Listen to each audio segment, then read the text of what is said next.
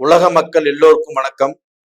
குரு ஜோதிடம் வாயிலாக நான் உங்கள் ஜி கோபால் பேசுகிறேன். இன்னைக்கு மேசம் முதல் மீனம் வரை அந்த 12 ராசிகளுக்கும் சனி பகவானுடைய வக்ர நிவர்த்தி பலன்களை நம்ம சொல்றதா இருக்கிறோம். சனி பகவானுடைய வக்ர நிவர்த்தி ஆகப்பட்டது நவம்பர் மாசம் 16ஆம் தேதி நடந்துச்சு. சனி பகவானுடைய வக்ரம் அப்படின்னா, சனி பகவான் ஆகப்பட்டது நம்மளை அவருடைய கண்ட்ரோல்ல வச்சிருக்கிறார். அதே சமயத்துல வக்ர நிவர்த்தி அப்படின்னா, நாம செஞ்ச புண்ணியங்களின் அடிப்படையில் நம்மளுடைய ஜாதக பிரகாரம் நம்மளுக்கு நடக்கக்கூடிய தசாபுத்திகள் அடிப்படையில் நம்மளுக்கு நடக்கக்கூடிய கோச்சார பலன்களின் பிரகாரம் சனி பகவான் நம்மளுக்கு விடுவிச்சு கொடுப்பாரு. அப்ப அந்த சனி பகவான் ஆகப்பட்டது தான் தடைபட்ட விஷயங்களுக்கும் தனக்கு கட்டளை இட்ட விஷயங்களுக்கும் எந்த பிரச்சனைகளும் வராமல் அந்த சனி பகவான் நம்மளுக்கு பாதுகாப்பு கொடுப்பார், நம்மளுக்கு நன்மையை செய்வார். இதை பத்தி தான் இந்த வரக்கூடிய எந்தெந்த ராசிகளுக்கு நன்மையான பலன்கள் அப்படிங்கிறத நாம் இந்த பதிவில் சொல்றோம். இதை ஸ்கிப் பண்ணாம எல்லாரும் பாருங்க. அதே சமயத்துல நவம்பர் 16ஆம் தேதி சனி வக்ர நிவர்த்தி அடைஞ்சு அந்த பலன்களை இப்ப நாம் உங்களுக்கு சொல்றதா இருக்கிறோம். இப்ப மெயினா நாம கன்னி ராசிக்காரங்களுக்கு இந்த சனி பகவானுடைய வக்ர நிவர்த்தி என்ன பலனை கொடுக்கும்? அப்ப கன்னி ராசி சனி பகவானுடைய வக்ரத்துல இருந்தாரு. அதாவது கன்னி ராசிக்காரங்களை அப்படி சிறை பிடித்த மாதிரி, அந்த சிறை பிடித்து அடைத்து வைத்திருந்த மாதிரிதான் அந்த கன்னி ராசிக்காரங்கள் கடந்த ஜூன் மாசத்திலிருந்து நவம்பர் 15ஆம் தேதி வரைக்கும் கன்னி ராசிக்காரங்க சிறை கைதிகள் மாதிரிதான் இருந்தாங்க. அப்ப அவங்க அந்த சிறை கைதியாக இருந்த காலகட்டத்தில் பல கஷ்டங்கள், பல சோதனைகள், பல விதமான வேதனைகள், வேலையில பிரச்சனை, வேலையை எவ்வளவு திறம்பட நல்ல முறையில பிளான் பண்ணி செஞ்சாலும் அவங்களுக்கு பத்துல, உங்களுக்கு ப்ரமோஷன் கொடுக்கல, உங்களுக்கு சம்பள உயர்வு கொடுக்கல, நீங்கள் இதை எல்லாத்தையுமே எதிர்பார்த்து ஏமாற்றம் அடைந்து இந்த வேலையே வேண்டாம், வேற ஏதாவது கம்பெனிக்கு நம்ம போயிடலாமா அப்படிங்கிற முடிவுக்கு வேற கம்பெனியை எதிர்பார்த்து போயும் அந்த இடத்துல இப்ப செஞ்சுட்டு இருக்கக்கூடிய வேலையை விட மோசமா தான் இருக்குதோ இல்லையோ, நல்லா இல்லை. அந்த மாதிரி பிரச்சனைகளை தான் நீங்க அனுபவிச்சீங்க. அப்ப இந்த சனி பகவானுடைய வக்ர நிவர்த்தி அப்படிங்கிறது நவம்பர் மாசம் 16ஆம் தேதி.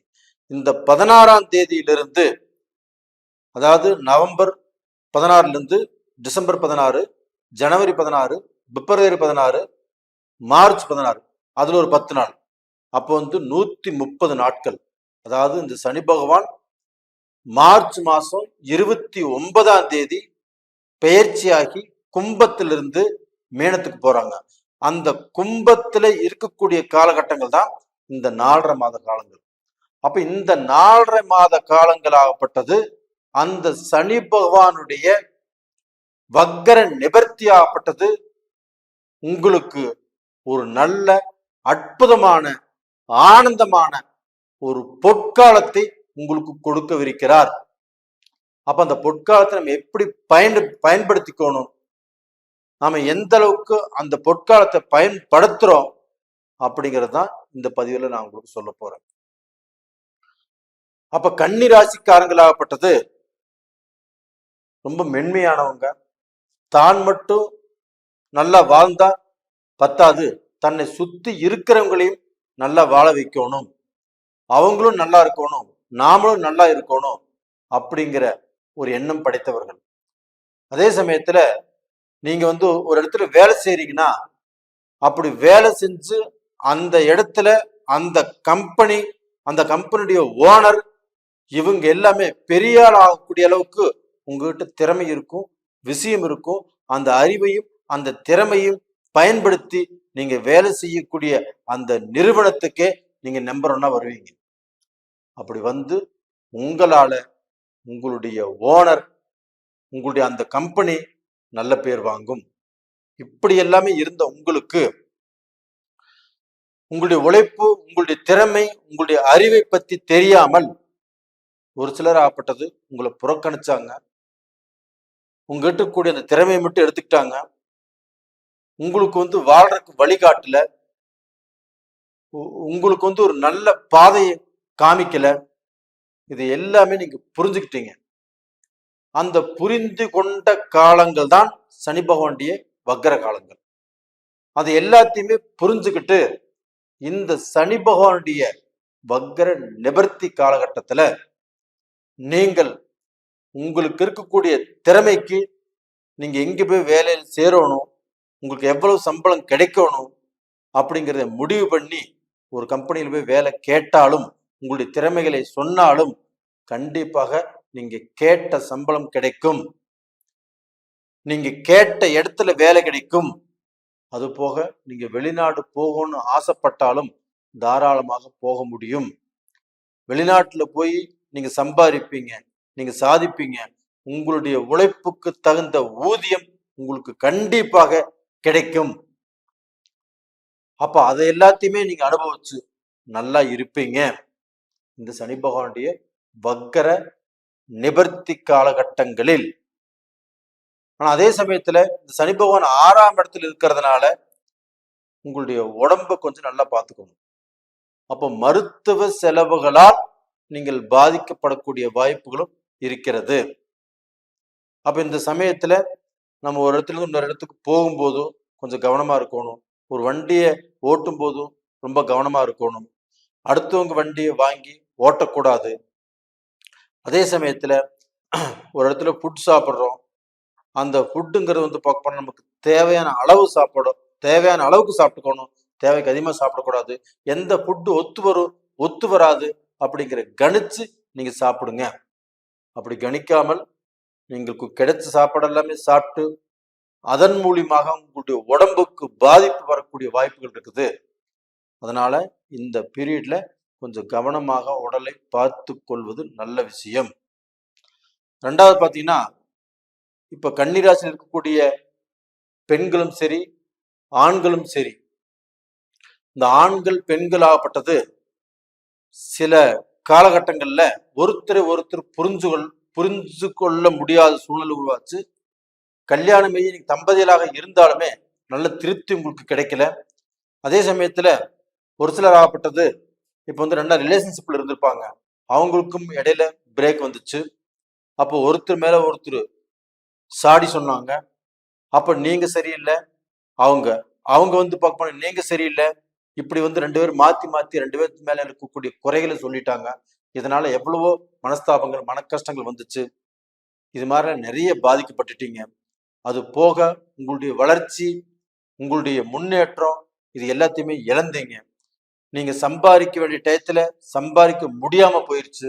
இதனால கடன் பட்டீங்க.